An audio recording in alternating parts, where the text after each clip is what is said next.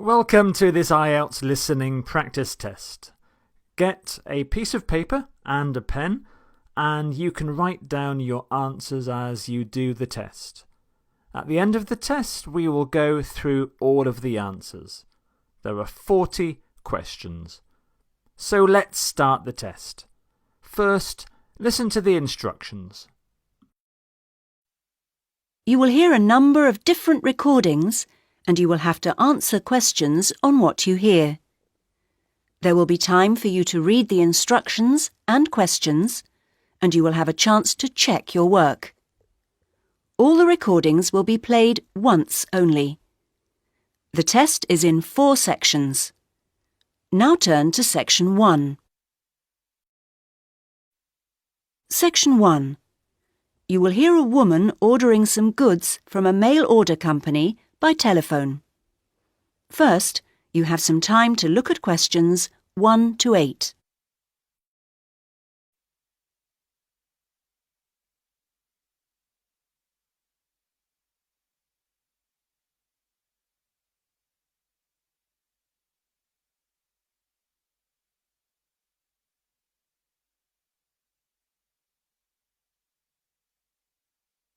You should answer the questions as you listen, because you will not hear the recording a second time. Listen carefully to the first part of the conversation and answer questions 1 to 8. Cosmic Home Delivery. My name is Gary. How may I help you today? Hello, I'd like to place an order. Certainly, madam. I'm afraid our computer system crashed earlier today. I'll have to take the details down on paper and then enter them later when it's been fixed. Is that okay? Yes, of course. So, can I take your name, please? Yes, it's Alexandra Hornby. Sorry, could you spell the surname for me? H... Yes, then O-R-N-B-Y. Oh, fine. And then your address. That's number 28 Wood Road, which is in Ilford, I-L-F-O-R-D, and that's near Northchester. The postcode's NC1 2FR. Thank you. And do you have an account with us? I do. I've got the number here. 944-56781. Is that long enough? 8 digits? Yes, it is. Good. Now, what would you like to order today? I want a coffee table. I think there's only the one type. I expect so. Perhaps you can tell me the price. I can use that to check later, just in case there's more than one. Yes, it's £39.99. Fine. Sorry about all these extra questions. It's no problem at all. Now, that size of order value does mean you're entitled to a free gift. Did you want to take up that option on this occasion? Yes, I do. I've already got a calculator like the one on offer, but I do like the look of the handbag, so I'd like one of those, please. Certainly. And can I just check, as an account holder, you may have been sent a voucher. Oh, yes, for a discount. Let me see. The reference number will probably start with the letter D. Ah, it does, and it continues BR29. Great. Now, how would you like your order delivered? There's standard service within a week, and then express, which comes within 2 days, or special, which means it arrives the same day. Special would be ideal, but I know it's a bit expensive, so I'll make do with express, I think. Standard is very slow. It is, to be honest. Before you hear the rest of the conversation, you will have some time to look at questions 9 and 10.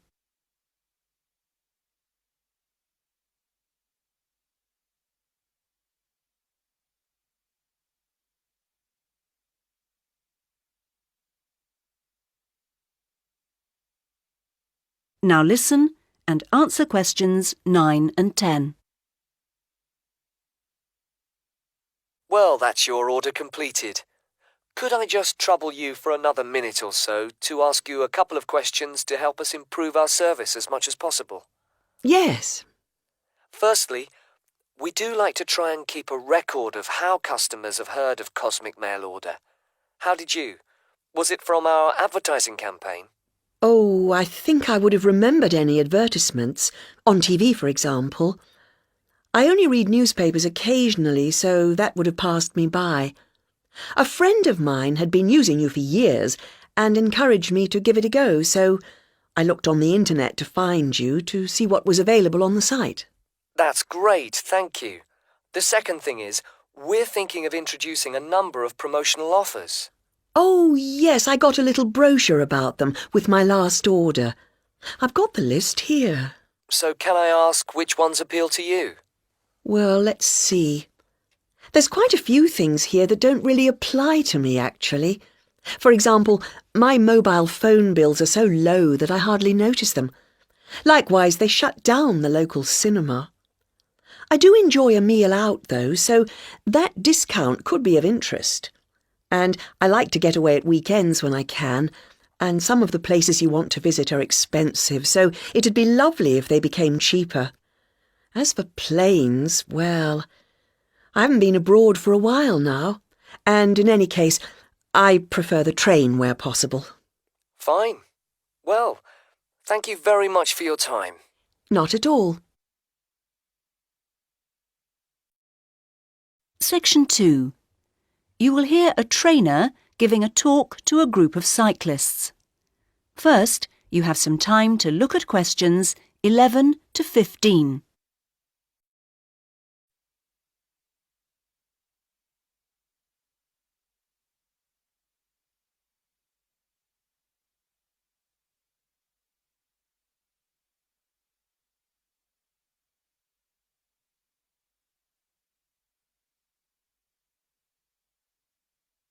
Now listen carefully to the first part of the talk and answer questions 11 to 15.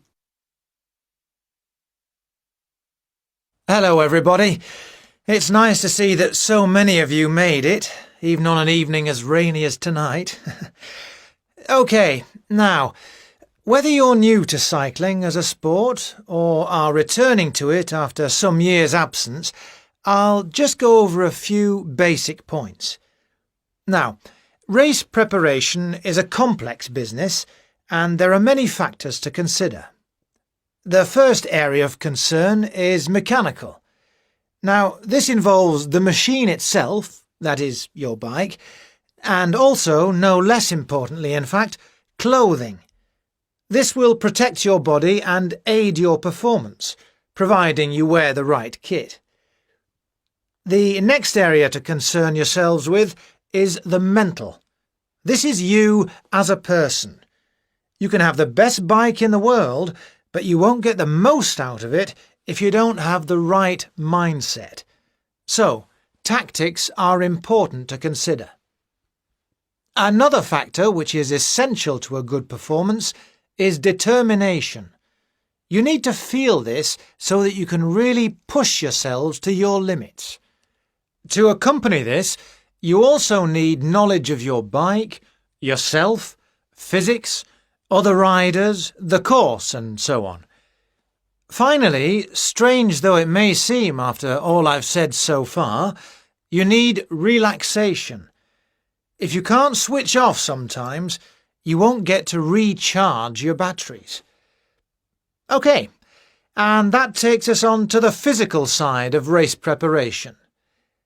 The first and perhaps most obvious aspect of this is training, and we'll come to some of the details of that in a minute. Another important aspect to pay attention to is diet, and you'll soon find that if you don't eat well, you won't see yourselves performing as well as you might. Then there's also the question of style, and you'll need to learn to develop the most effective ways for each of you to deliver your performance. And the details of this depend on which kind of event you're competing in. And finally, you need to take body care into account. You need to stay healthy in order to be able to give of your best. Right, those are the basic ingredients of race preparation. Before you hear the rest of the talk, you have some time to look at questions 16 to 20.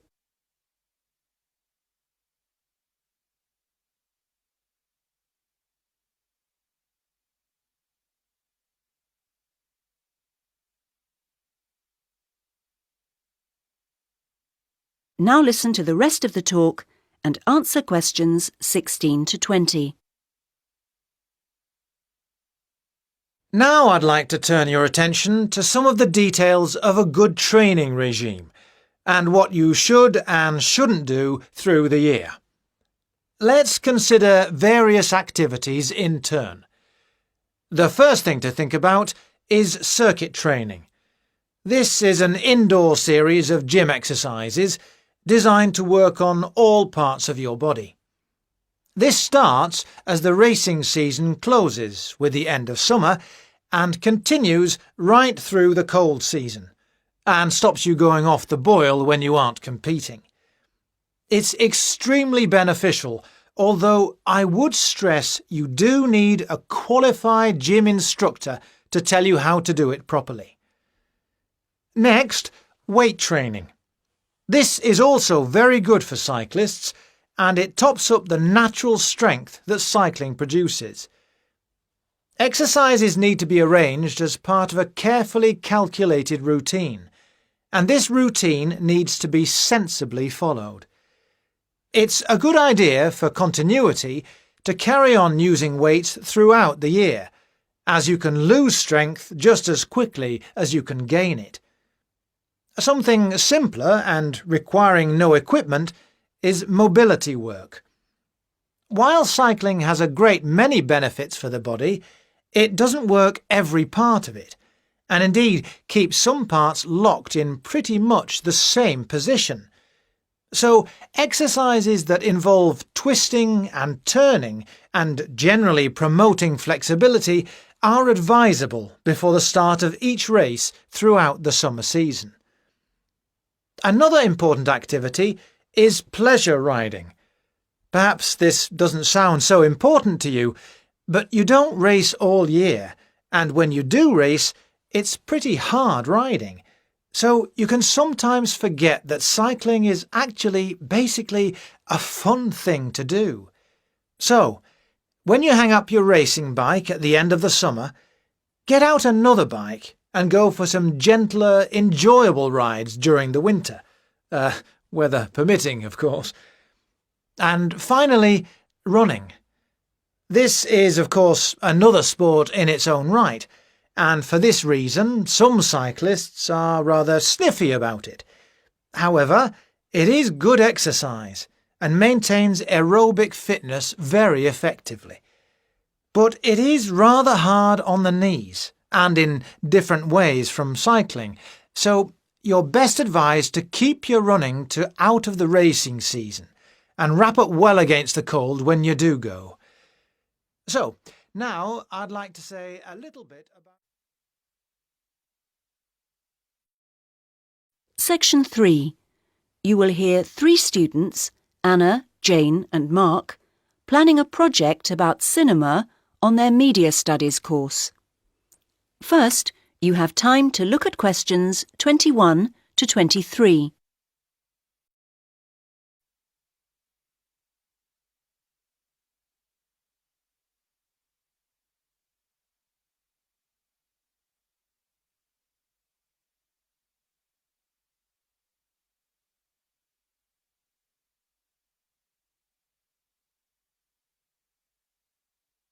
Now listen to the first part of the conversation and answer questions 21 to 23. So, Jane, Mark, we need to press on with the assignment. Yes, we do, Anna. And we need to begin by going to the best sources of information. Right. Now, we're looking into how films get altered sometimes if they're not going to do very well. We need to know quite detailed things. So ordinary magazines, leisure interest ones, may lack the detail we're after. Specialist magazines, on the other hand, will probably be helpful. I think that's true. OK, so we'll root out some of those.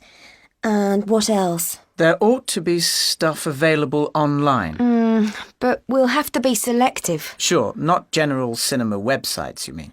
I think it'd be useful to go onto studio websites. Then we'd get pretty specific information. Even if it might be a bit biased. Yes, OK. Anything else? I think we also need to think about the point of consumption, so perhaps reviews would be good to look through. OK, though we'll get most by looking at local reviews, I think. I agree. Good. Now you have time to look at questions 24 and 25.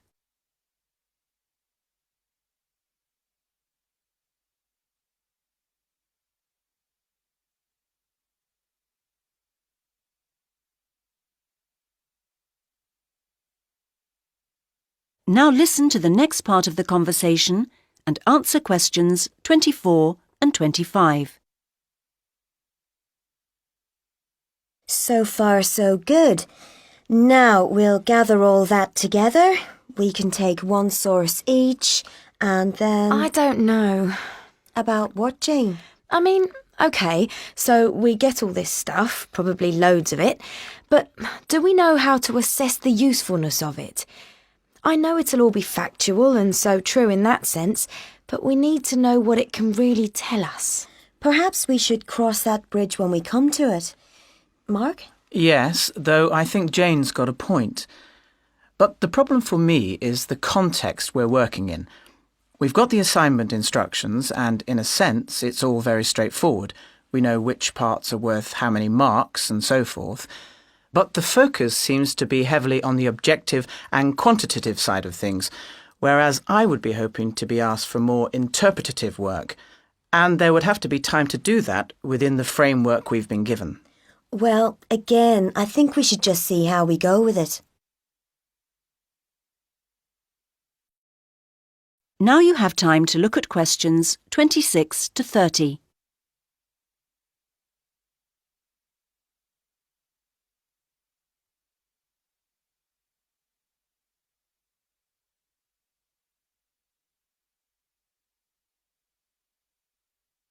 Now listen to the final part of the conversation and answer questions 26 to 30.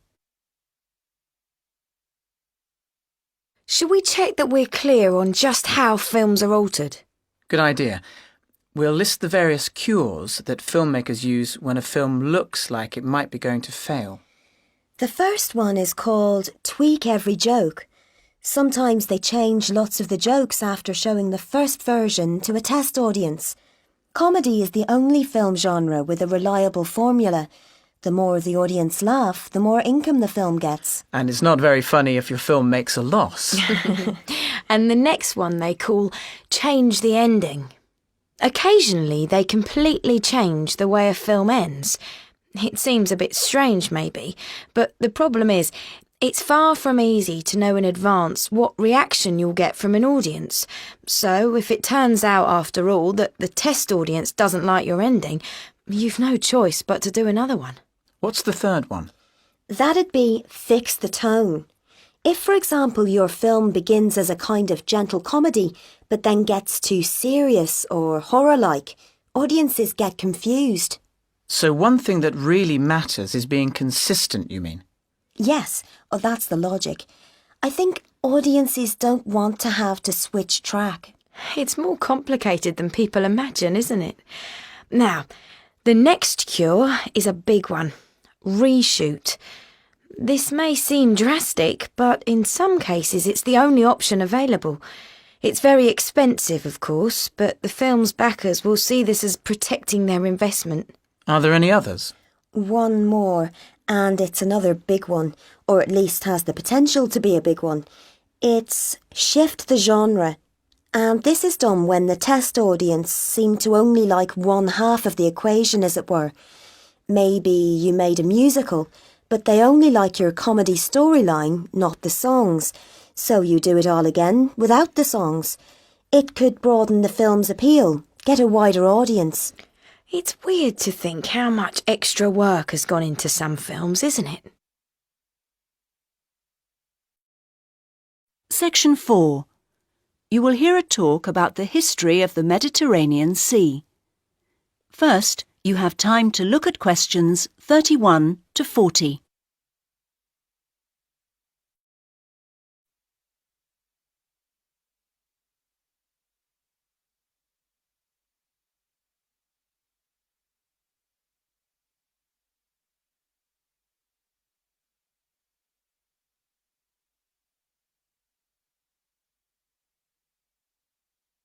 Now listen to the first part of the talk and answer questions 31 to 37. Now, in looking at the history of anywhere, we need to accompany our discussion of the facts with some consideration of what facts mean, or which facts have meaning. But more of that later. Let's start with looking at one very important period of the history of the Mediterranean, the period of Roman influence. This was born out of the death of Alexander the Great.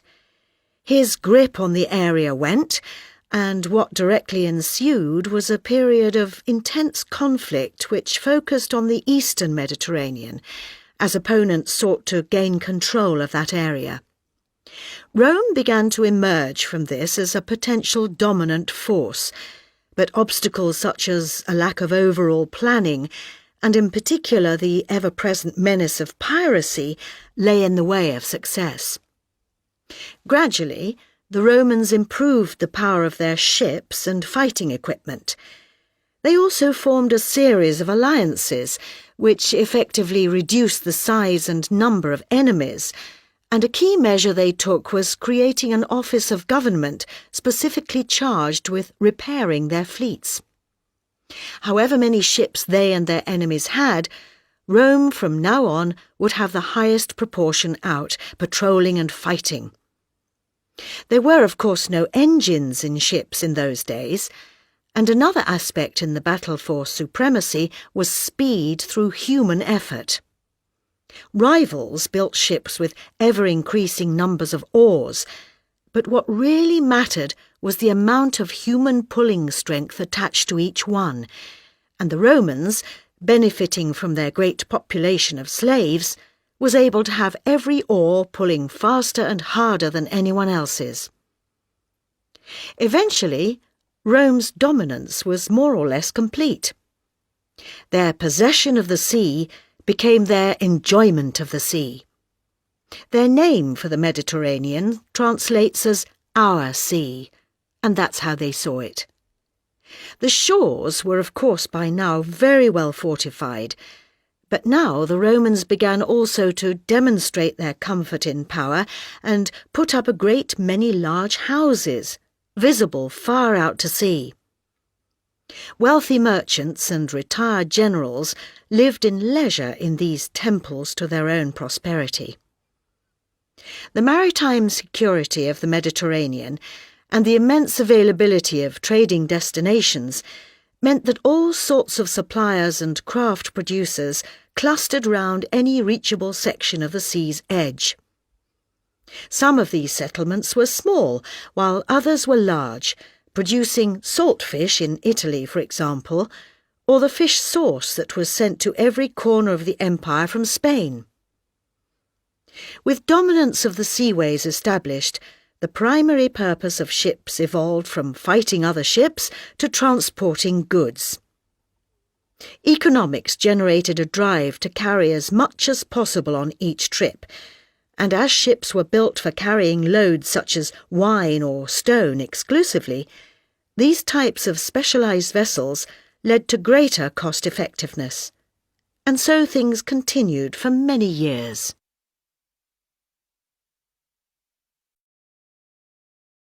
Now listen to the rest of the talk and answer questions 38 to 40. However, I referred before to the question of needing to consider how to approach history. Assumptions about what history is are as varied as the historians who have made the Mediterranean the subject of their studies. 3 key historians have moulded in different ways our approaches to understanding the Mediterranean's past: Michel Ballard, Fernand Braudel and Nicholas Horden. The first of these, Ballard, felt strongly that an approach based on examining countries around the Mediterranean as if they shaped its history was inadequate. More was to be learned, he argued, by treating the Mediterranean as one of a number of seas, such as the Black Sea and the Atlantic Ocean, and thus integrated into trading routes that stretched from Madeira to Krakow. Our second historian, Fernand Braudel, took a rather different, though related, tack. He argued that the ways societies operate, right down to their individual members' actions, is subject to permanent conditions, such as whether they inhabit mountain, plain or sea. Features of the coastline and adjacency to the waters of the Mediterranean are thus the focus of his approach. And then we can add a third way of looking at history, or at least the history of the Mediterranean, and that's the one propounded by Nicholas Horden. His arguments are asserted quite strongly, not least because he sees a greater consistency across time than many other historians have allowed for. There are those who take ecological events, particularly catastrophes such as the volcanic destruction of Pompeii, to be the shapers of different sections of the Mediterranean's history. Horden says these are simply incidents, and that the major trends ride on through them. For him, while there may be cultural mutations and fashions in types of consumer goods, what matters is the system of trading goods that satisfy primary needs, such as grain, oil, metals and timber. So, for us, out of this complex of views, our job is to seek a synthesis and form a sophisticated approach, not just to the Mediterranean, but to any time or region in history.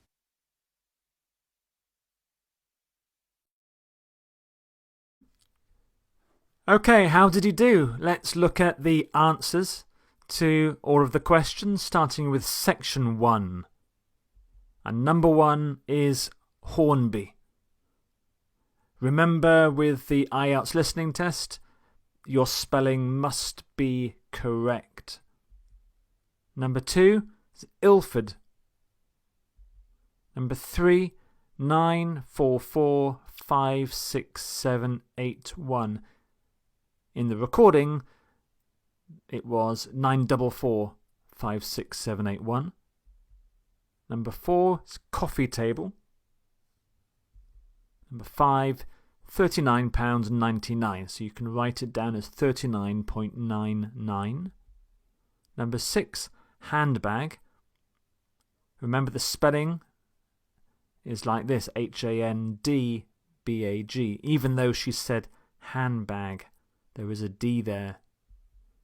Number 7, the voucher code was DBR29.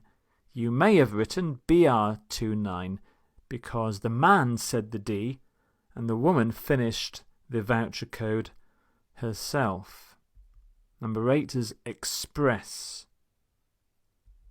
Number 9, A and D. Number 10, D and E. And section 2, number 11 is Clothing, 12, Determination, 13, Relaxation, 14, Diet, 15, Body Care, 16 was B, 17, C, throughout the year, so it's all year round, 18 was A, 19, B, and 20 was B as well. This was a tricky one. It was in the talk the man said out of the racing season, and he told his students to wrap up to protect themselves from the cold. So it was winter, B. Section 3, 21 is a specialist magazine. 22, studio websites. 23 is reviews or local reviews, you can say as well. 24A. 25B. 26 was income. 27, reactions. 28, consistent. 29, reshoot. You can spell it with or without the hyphen. You do not need the hyphen there. 30, very difficult spelling, genre. And section 4, 31 is Eastern. 32, piracy. Number 33, repairing. Number 34, slaves. The great population of slaves. Number 35, large houses, or you can simply write houses. Fish sauce is number 36. Specialised is 37. You can also spell specialised Z-E-D on the end. That's the American English spelling. 38 is B. 39 C. And 40 F. So how does your score compare to the band scores? So well, if you count up your score, if you got between 9 and 15 marks, that's a band 4. For band 5, you need between 16 and 22. Band 6, between 23 and 29.